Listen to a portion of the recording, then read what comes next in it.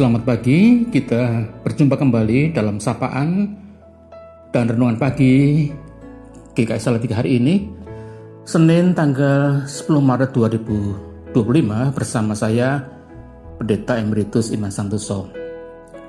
Sebelum kita menerima sabda Tuhan, mari kita berdoa. Bapa di surga, kami bersyukur untuk hari yang baru ini, dan sebelum kami beraktivitas, melakukan kegiatan kami sepanjang hari ini, kami mau mendengarkan firman Tuhan. Bersabdalah kepada kami mendengarkan. Dalam nama Tuhan Yesus kami berdoa. Amin.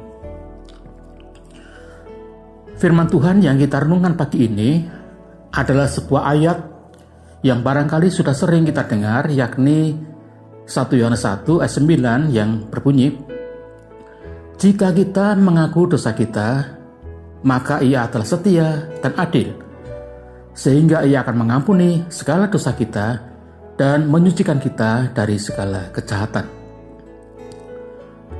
Mulai hari Rabu Abu yang lalu, dan selama minggu-minggu Prapaskah, kita diajak untuk mawas diri dan bertobat. Kita juga dianjurkan untuk berpuasa dan lebih memusatkan diri pada Allah, dengan lebih banyak berdoa, membaca Alkitab, dan melakukan berbagai tindakan baik, seperti memberi sedekah atau bantuan kepada sesama yang membutuhkan. Ini adalah kesempatan yang diberikan kepada kita oleh Tuhan, agar hidup kita lebih terarah dan dekat kepada Allah. Namun apakah pertobatan dan hidup dekat dengan Allah hanya kita lakukan selama minggu-minggu Prapaskah saja? Atau sebenarnya hal ini perlu kita lakukan sepanjang kehidupan kita? Kita perlu selalu ingat bahwa manusia, kita semua, adalah makhluk yang fana, yang diciptakan dari tanah dan akan kembali kepada tanah.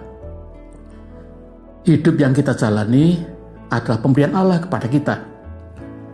Dengan kata lain, tanpa Allah sebenarnya kita tidak hidup atau kehilangan makna hidup yang sejati.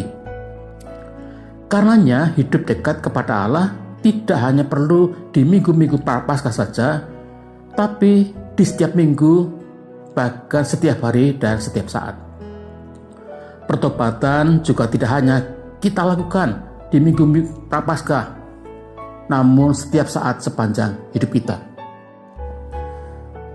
Jika kita mau duduk dengan tenang dan merenungkan hidup kita akan menemukan betapa banyak hal yang kita lakukan, pikirkan, dan niat dalam hati kita yang tidak sesuai dengan kehendak Allah. Orang lain memang tidak dapat tahu pikiran dan isi hati kita, tetapi kita sendiri pasti tahu, demikian juga Allah yang Maha Tahu. Setiap saat adalah undangan bagi kita untuk bertobat, yakni berbalik arah dari kehidupan yang tidak benar atau salah arah, yang menjauh dari Allah, dan berbalik melakukan semua hal yang baik dan benar, serta membuat kita makin dekat kepada Tuhan dan menjadi berkat bagi sesama. Kita dapat memeriksa diri kita sebelum kita tidur di malam hari. Kita ingat-ingat apa saja yang telah kita perbuat sepanjang hari sejak kita bangun tidur. Kita periksa apakah ada kata-kata kita yang telah menyakiti hati orang lain, atau kata-kata yang tidak seharusnya kita ucapkan. Kita juga memeriksa hati dan pikiran kita.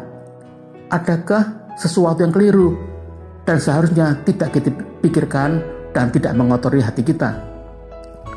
Kita dapat mengakhiri perenungan kita dengan berdoa, dan bila kita menemukan ada sesuatu yang salah, kita mohon pengampunan Tuhan.